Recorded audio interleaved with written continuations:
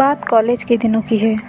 हम MSc first year के students अपने सीनियर्स के लिए फेयरवेल पार्टी ऑर्गेनाइज़ कर रहे थे।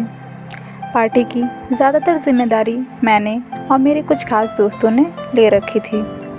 हमारा प्लान कुछ अलग और स्पेशल करने का था और उसके लिए सीनियर्स की हेल्प की ज़रूरत थी। मेरी जान पहचान हमारे कुछ सीनियर्स से थी, तो ये काम भी मेरे ही ज़िम्मे आया। मैंने अजय भैया को कांटेक्ट किया, जो कि हमारे सीनियर थे।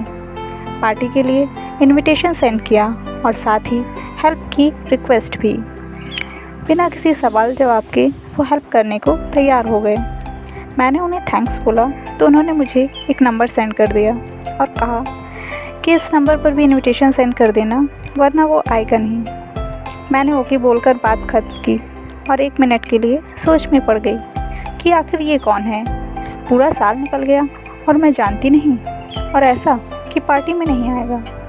खैर, क्योंकि भैया ने बोला था तो मैंने व्हाट्सएप पर इनविटेशन सेंड कर दिया और उधर से रिस्पांस आया, ओके थैंक यू। मैंने सोचा क्यों ना इनसे भी हेल्प ले ली जाए तो और अच्छा रहेगा। यही सोचकर जब हेल्प मांगी तो उधर से रिप्लाई आया, बेटा यू आर अ गर्ल और अ बॉय। ये सुनकर मैं अपनी हंसी रोक नहीं पाई और सोचने लगी, मैं भी ना कितनी पागल हूँ, अपना इंट्रोडक्शन दिया ही नहीं। पर मैंने सिर्फ उनके क्वेश्चन का जवाब दिया और अपना नाम तब भी नहीं बताया। वो भी हमारी हेल्प के लिए रेडी हो गए और हमारा वो कुछ स्पेशल करने का प्लान सक्सेसफुल रहा।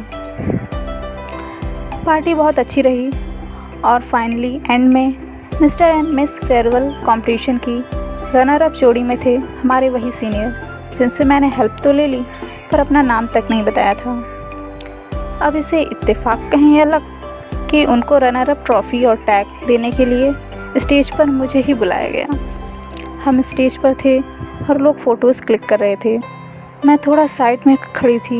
उन्होंने मेरे सर पर हाथ रखकर मुझे आगे बुलाया ताकि मैं कैमरे के फ्रेम में आ सकूं। उनके उस केयरिंग से टच में एक अपनेपन का एहसास हुआ। खैर, उस दिन सारा प्रोग्राम ख़त्म करके जब घर पहुंची तो मुझे कुछ शरारत सी हुई। मैंने फ़ोन उठाया और चैट्स में उनका नंबर सर्च करके मैसेज सेंड कर दिया, कॉन्ग्रेचुलेशंस। उधर से थैंक यू का रिस्पांस आने पर मैंने पूछ ही लिया कि आप मेरा नाम जानते हैं। वो बोले, हाँ जानता हूँ, अजय ने बताया। मैंने कहा, अच्छा, और क्या शक्ल से पहचानते हैं? उन्होंने कहा, नहीं। मैंने सोचा कि अब बता ही देती हूँ कि मैं कौन हूँ, तो कहा कि मैं वही लड़की हूँ जिसने आज आपको ट्रॉफ़ी दी थी। उस दिन फाइनली मैंने अपना इंट्रोडक्शन दिया और आइडेंटिटी रिवील की और एक छोटी सी जान पहचान हो गई एक और सीनियर से। कुछ दिनों बाद मैं एग्ज़ाम्स के लिए पढ़ाई कर रही थी कि मैसेज आया, अच्छा बेटा अपने इस भैया को भूल गई। पहले तो मुझे कुछ समझ नहीं आया कि उन्होंने ऐसा क्यों कहा।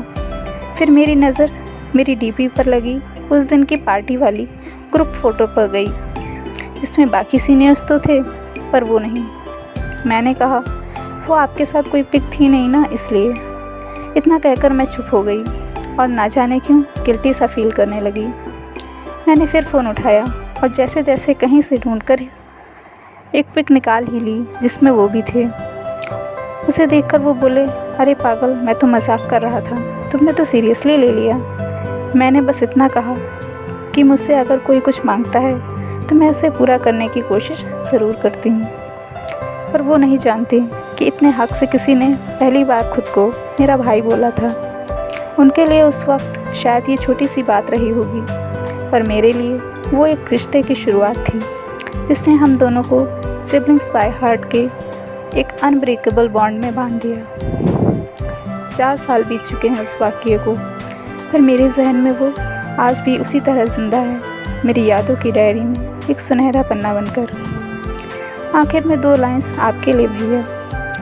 बचपन को बचपन में जाना ही ना मैंने, जब से जाना तुझको मुझको मेरा बचपन मिल गया।